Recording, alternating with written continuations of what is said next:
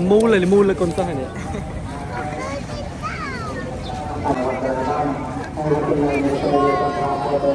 cái thang chơi chúng ta một rọc bàn mùi bột bồn cái bộ đó này để pro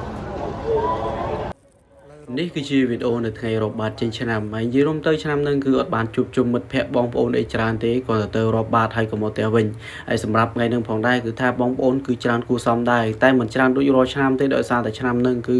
អត់សូវមានអ្នកមកលេងស្រុកប្រហែលទេបងប្អូនអរគ្នាហើយគាត់តែមើលជាក់ស្ដែងដំបូងក្បាលវីដេអូនឹងគឺថាអាកាសធាតុគឺក្តៅមែនទេបងប្អូនក្តៅយកតែមែនទេហ្មងហើយដូចបងប្អូនឃើញគឺថាញើសសស្រាក់ពេញខ្លួនហើយ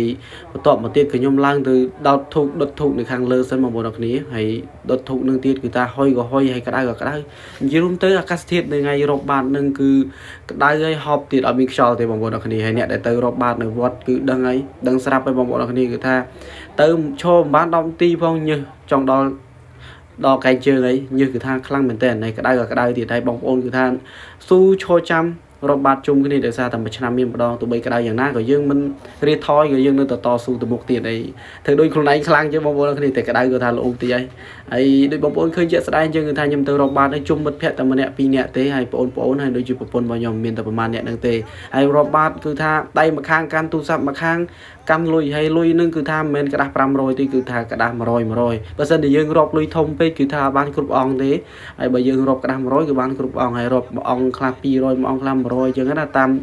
តតភាពជាក់ស្ដែងយើងមើលសេដ្ឋកិច្ចយើងខ្លួនឯងដែរបងប្អូនអរគ្នាមិនជាថ្មីទេបងប្អូនទាំងអស់គ្នាឲ្យតែយើងធ្វើចេញពីចិត្តធ្វើចេញពីបេះដូងណាមិនថាតិចក្តីច្រើនក្តីគឺថាបានបុណ្យដូចតែគ្នាទេមិនមែនធ្វើតិចបានបុណ្យតិចធ្វើច្រើនបានបុណ្យច្រើនទេយើងទៅធ្វើនឹងគឺថាតាមលទ្ធភាពតាមជីវភាពយើងដែរយើងមិនមានតិចយើងថ្លើមធំកប់ពពកចឹងណាបងប្អូនអាហ្នឹងគឺខ្ញុំនិយាយតាមអ្វីដែលខ្ញុំមើលឃើញតាម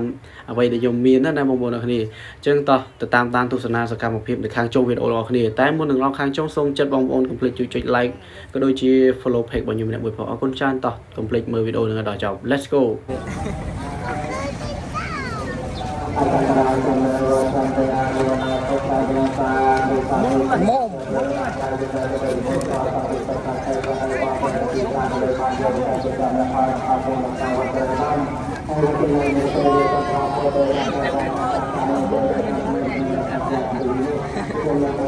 មូលកូនសិស្សហ្នឹងក្តៅ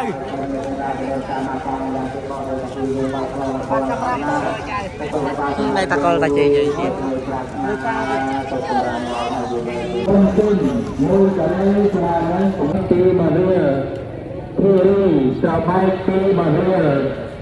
Lâm Rê Trầm Thao